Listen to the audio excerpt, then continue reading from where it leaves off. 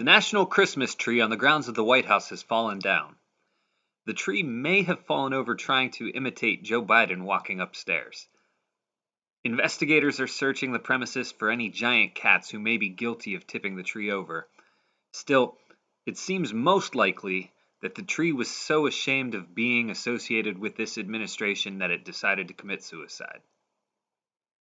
The holidays are a depressing time of year for many.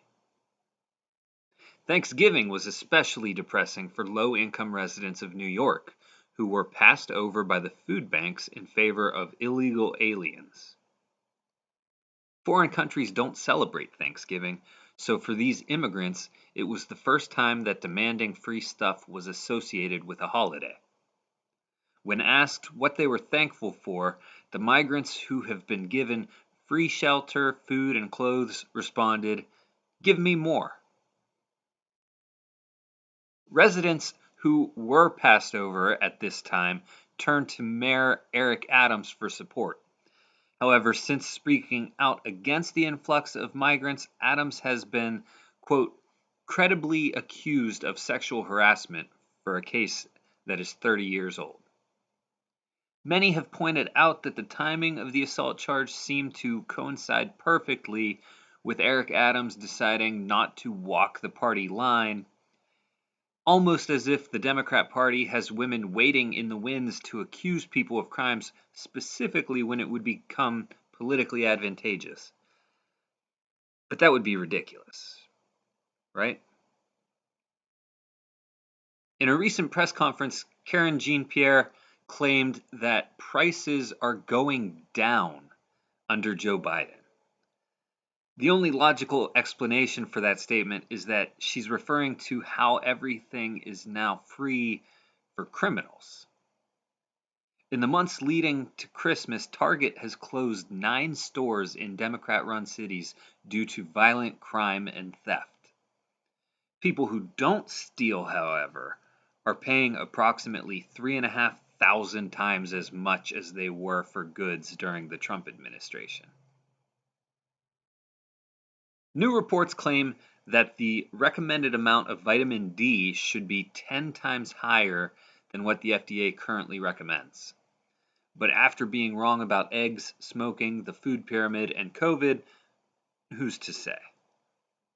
The study also concludes that vitamin D is racist.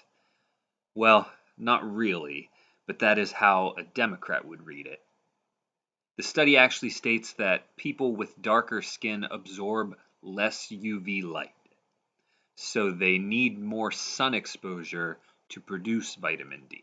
So it's not vitamin D that's racist, it's the sun that's racist. The co-founder of Black Lives Matter Rhode Island, Mark Fisher, is supporting Donald Trump in 2024 because he says the Democrats are not for the black community. Either the Rhode Island chapter didn't raise enough money to buy a large mansion for Fisher, or he's just got a lot of integrity.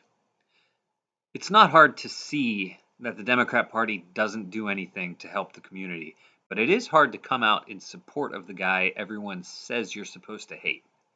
So kudos to Mark. As part of the ongoing helmet hair revolution, the Netherlands has elected a right-wing prime minister. Geert Wilders has hair like this and wants to close his country's borders. Remind you of anyone? In Why Is This Even Happening news, California Governor Gavin Newsom, who claims he's definitely not running for president, is debating Florida Governor Ron DeSantis, who claims he actually is running for president. Ron DeSantis is currently trailing Donald Trump by 40 points in the Republican primary, while Democrat Gavin Newsom is trailing Joe Biden by a measure of one phone call from George Soros. Most Americans are very hungry for an option other than Trump or Biden, and this debate will serve as a cruel, sick joke dangling the carrot of what that could look like. At this point, it's hard to imagine a world without Biden or Trump running things and what that would look like. But I do think if we lived in that world, we wouldn't have Christmas trees committing suicide. Please like, follow, comment, share, and subscribe. I'm DK Abel. Thanks for watching.